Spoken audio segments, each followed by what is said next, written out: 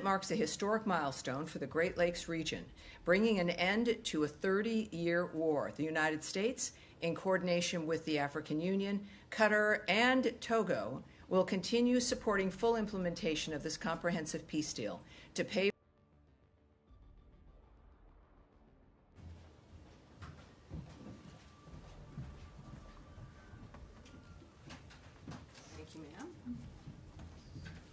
Happy Monday. I'll explain in a moment. I will explain in a moment.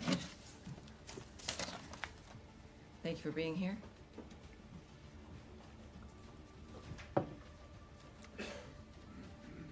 It's a Monday, and I will be a little short today as the President is beginning some signings at the White House and the Oval Office. We don't want to conflict. So forgive me in that regard. But I do have a few announcements for you here, and we'll start. President Trump and Secretary of State Marco Rubio continue to deliver on this administration's vision of peace through strength, resolute diplomacy backed by principled leadership. On June 27th, Secretary Rubio, Undersecretary Allison Hooker, and Senior Advisor Masad Boulos hosted the ministerial signing of a landmark peace agreement between the Democratic Republic of the Congo and the Republic of Rwanda. The agreement marks a historic milestone for the Great Lakes region, bringing an end to a 30-year war. The United States, in coordination with the African Union, Qatar, and Togo, will continue supporting full implementation of this comprehensive peace deal to pave the way for mutual prosperity. Tomorrow, Secretary Rubio will welcome his Quad counterparts from Australia, India, and Japan to Washington to reaffirm our shared commitment to a free and open Indo-Pacific. This ministerial reinforces our joint resolve to defend sovereignty, strengthen regional maritime security, and build resilient supply chains. And as you may know, today, President Trump will issue a new executive order lifting U.S. sanctions on Syria, reaffirming his belief that the Syrian people deserve a future of safety and prosperity. This policy reflects the president's conviction that American leadership can unlock new paths to regional stability. Finally, the department's Middle East Task Force ended its activities on Friday, June 27th. U.S. embassies and consulates throughout the region are open and providing routine and emergency consular services. The department also continues to share information and updates with U.S. citizens affected by the conflict. As of today, we have sent nearly 100 security alerts since the onset of the crisis. Additionally, a total of 16 flights departed Israel with over 650 U.S. citizens and lawful permanent residents and their accompanying immediate family members. We are grateful to our partners in the region, particularly Greece, Italy, and Cyprus, for welcoming U.S. citizens on these assisted departure flights, and to our partners in Qatar and around the world. It is a good thing to be able to say that today to you. I now welcome your questions. All right, yes, Humaira. Not that you have anything ever on your mind. Let's do it. Thank you, Tammy. Yes, ma'am. So a couple of questions. One on Israel, actually. I was going to ask about Syria, but I'll get to it later. So Haaretz newspaper last week reported that Israel's military advocate general has ordered an investigation into possible war crimes over allegations that Israeli forces deliberately fired at Palestinian civilians near Gaza aid distribution sites. These are the ones that GHF does, as you know. And then today, Israeli military acknowledged that Palestinian civilians were harmed at these aid distribution centers. So I'm wondering, in light of these assessments, is the administration going to rethink allocating that money to GHF? Well, I think the answer to that certainly is no. What we do expect, and the IDF and Israel have announced that they are, of course, investigating certain incidents. It is a good time for a reminder here that Hamas is responsible for the current situation in Gaza. They, of course, initiated the attacks on October 7th. They continue to refuse to lay down their arms or to free the remaining hostages, including the remains of 2 Americans, and use violence to interfere with aid deliveries to the people of Gaza who are in dire need of food and aid.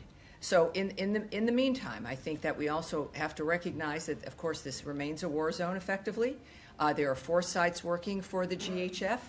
We are coming up to, I think, about 51 million meals distributed. It is certainly not easy.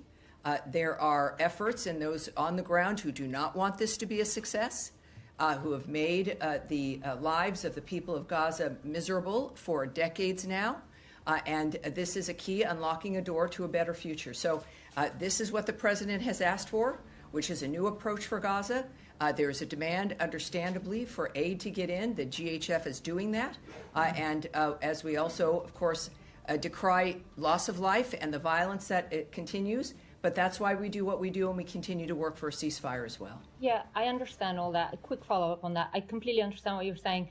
But does the administration have any concern about this? I mean, these are Israeli Israeli authorities accepting that Palestinians have been harmed. Perhaps is the administration thinking about talking to GHF for risk mitigation? Yes, I won't get into the details of the conversations that are had. Obviously, you know that our work there doesn't stop.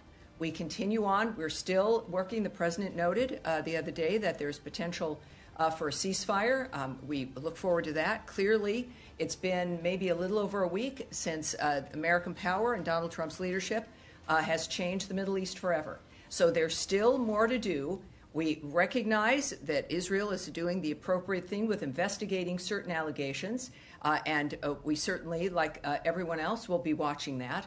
And at the same time, we also know that there are people on the ground who want to disrupt and disturb the success of this because of the nature of this industrial complex that has allowed this to go on for decades. So we are working to get aid in, at the same time still working for that ceasefire, still hoping to make the difference for Gaza. And of course, I think our action and the issues with Iran speak to our commitment to changing the Middle East so people can live in peace. Andrea Mitchell. Thank you so much. A related follow-up, acknowledging that obviously Hamas started this on October 7th and since, and broke the ceasefire and are still holding hostages. And some of us have not only witnessed the October 7th video, the IDF video, but the subsequent Nova video, which is profoundly disturbing. Acknowledging all of that. Yes, ma'am. How does the president's aspirations for a ceasefire, now that the landscape has been changed appreciably, how is that affected by the Israeli strikes in Gaza City today? How does he view any of that with alarm? Are there conversations with the government of Israel? I would caution that with reports from the area that we in fact honor the fact that there are investigations and to wait for actual facts. That I think will be very useful. Again, at the same time, we know the president has an excellent relationship with Bibi Netanyahu, that we in fact have made a commitment he has from the beginning of this administration to change that environment. And it's that commitment remains. Certainly, we know the story is that 51 million meals have been distributed through the region, through Gaza. We also know the president has called for new ideas. This is part of that. And the regional partners are acting on that as well. We know this can't continue. Israel is an ally of ours. We, of course, I'm not going to discuss or presume to know the conversations the president's having. That is his prerogative. May I just clarify? Yes, ma'am. I may have been imprecise. I was not referring to any strikes on the aid food delivery. I was referring to separate strikes that have been reported in the north, in Gaza City, that resulted in several casualties. Well, again, this is a war zone. Hamas has still not put down their weapons. We had a ceasefire, which they violated, and refused to engage in another one. We continue, despite all of that, to get another ceasefire, but the ceasefire was broken by Hamas. It's a war. If to speak about the specifics of what Israel is doing, I would direct you to the Israeli government, and I think it's important to recognize that this is a process that is ongoing. Our role in this is to help ease the suffering as much as we can, and certainly part of that is going to hopefully get a ceasefire. The president is optimistic, and so we will be as well. Right. Matt Lee maybe has a question. Sure. Thank you, sir. Yes, I do. I do want to ask about Syria, but first, I just want to get very, very briefly. I might want to go on and on, How Matt. do you I don't know. how do you decide? Well, my question is going to be very, very. Oh, all right. Yes. How do you decide when it's okay to speak about revoking someone's visa?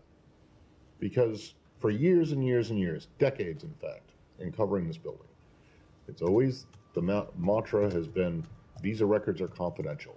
Mm-hmm. And yet we have a situation where an entertainer in the UK has had his visa revoked very publicly by the Deputy Secretary of State in a tweet, retweeted by Secretary Rubio and confirmed by other officials. So what's the deal with this law? Does it not really apply unless you want it to? Unless you don't want to talk about it? Well, yeah, I can't speak to the decisions at the times of when to discuss something of this sort. What we do know is a very public dynamic with individuals. We have a very public policy and procedure and process now that we're discussing regarding national security and how we are handling the visa process.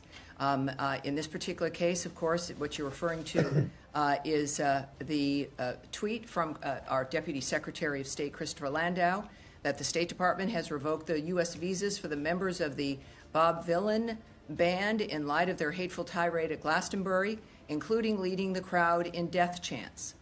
Foreigners who glorify violence and hatred are not welcome visitors to our country. Now, we've stated that when it comes to how we vet people, if they are going to be coming here to be helpful, to be nice people, to be great tourists, or if they're coming for other reasons, that every sovereign nation has a right to decide who's going to come to this country. So we've been public about that standard. And this was a very public event that violated, as you've seen from the Deputy Secretary's tweet, that very basic standard about the nature of who we want to let into the country. That's all right. It is important the American people support us taking care about who comes here. And I think his tweet and the Secretary's language and his approach on the policy speaks for itself. Okay, so it basically, if it's a public kind of facing thing, then well, you're I didn't okay say that. with... I said in this case that's what has occurred. Right. And I think that it's the policy certainly is clear for individuals, but when we're thinking about the nature of the policy itself that has been publicly discussed, they chose to do so this time. And then just also very briefly on Syria, there is this, as you mentioned, the president's going to be signing this executive order Correct. Shortly in the next 10, 15 That's minutes right. or so. Can you give us an idea what the State Department component of the impact of what this will do? What is state? Because I know it's Treasury and Commerce right. all involved. So what happens at the State Department after this EO is signed? Well, it is sanctions and aspects like that, of course, belong to the Treasury. A lot of people don't know that they're the ones who manage that with the application, the nature of what occurs. I will repeat what my colleague Caroline said just a little bit ago about this event. The president is going to sign an executive order to terminate the U.S. sanctions program on Syria, and this is in an effort to promote and support the country's path towards stability and peace. The order will remove sanctions on Syria while maintaining sanctions on the former President Assad, his associates, human rights abusers, drug traffickers, persons linked to chemical weapons activities, ISIS members and their affiliates, and Iranian proxies. Again, this is an action that the president has promised and shocked the world within Saudi Arabia, because when he first announced this plan, he is committed to supporting a Syria that is stable, united, and at peace with itself and its neighbors. So in this particular application, of course, this is about the Treasury, it's about the White House, and certainly our special envoy, Ambassador Barrack, and his now application and work getting that country back on its feet. All right, Sean. Can I go back to the music a bit? Yes, sir. On Glastonbury, just getting to the decision to revoke the visas.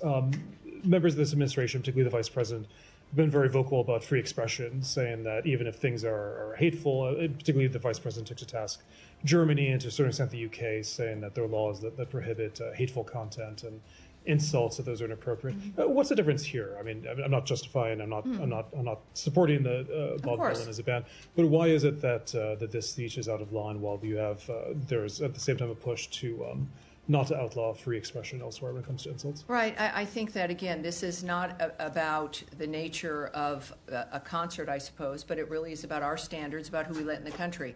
That we're not telling people what they can sing about or what they can say. It's not involved here at all. They obviously felt free to say what they were saying and chanting at Glastonbury, and they can do that. And we can do what we do. So it really is about the issue of national security, about issues of violence, the increase certainly of anti-Semitism, but of terrorism in general.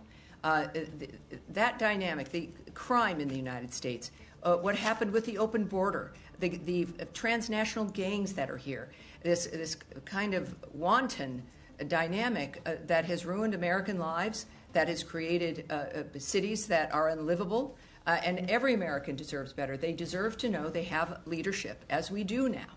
And that's why they voted for Donald Trump. Was simple, basic law and order, respect for your neighbor, and if you're coming to this country, respect for the people who are here.